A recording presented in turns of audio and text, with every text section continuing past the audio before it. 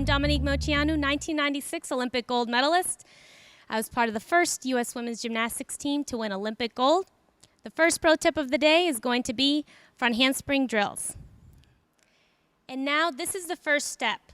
I like to teach a headstand first, and you'll see why as I progress with the drill. But first steps first, a headstand, and let me demonstrate that.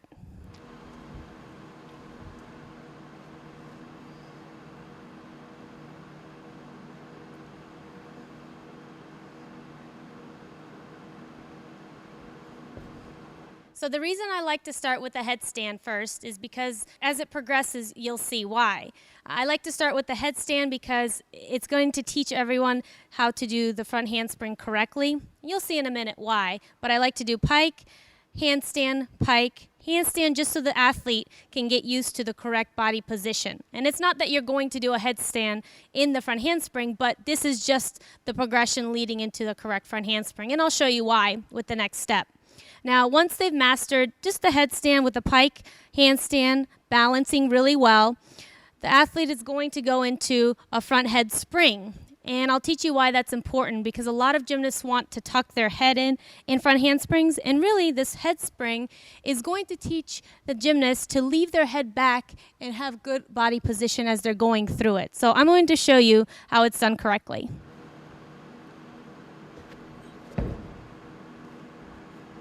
So once the gymnast has mastered the front head spring, I make my gymnasts do it repetitively until they can do it all by themselves. Sometimes the coach has to get in there and spot them so they don't fall on their back, and I really suggest that the coach get in there and spot you if you're doing it for the first time, because it can be a little scary. But after that, make sure that you progress and you continue to do maybe 10 a day until you do it all by yourself and do it well. You can even do 20 a day while you're waiting in line for your next tumbling pass. So this is a skill you can always do and work on. Your back may be a little bit sore after you do it, but don't worry, it's all for good training. The next step after this is to do the front handspring without doing the head spring anymore. So now that you're progressing to the next level, and I'm going to demonstrate that handspring now.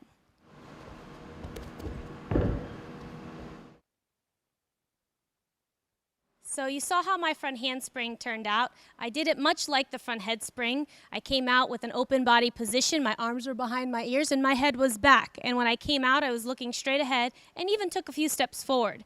And I think that's really helpful for the athletes to know that, yes, there's something coming up, but then they don't just completely relax when they've done the skill. And really be careful, because a lot of gymnasts want to pike down, and you'll see a lot of their techniques and things that the athletes are having trouble with is going to really show in that head spring. That's why that head spring is so key to teaching the front handspring correctly, because all the things that the gymnast is having trouble with are really going to be magnified by the front head spring.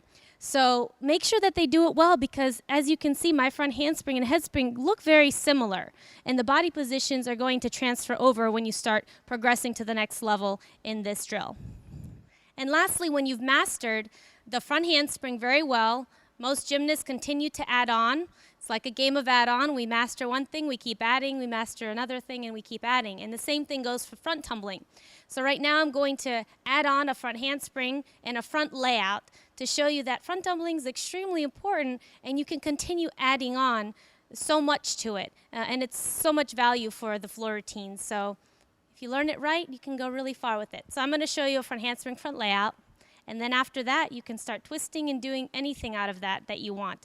But a correct front handspring, front layout is extremely important.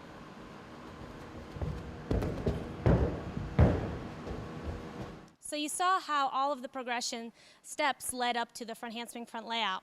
And you can continue to go beyond that even with twisting and other elements of front flipping and twisting combined. So the reason why I ran out of my front handspring, front layout is because I'm allowing room for continuation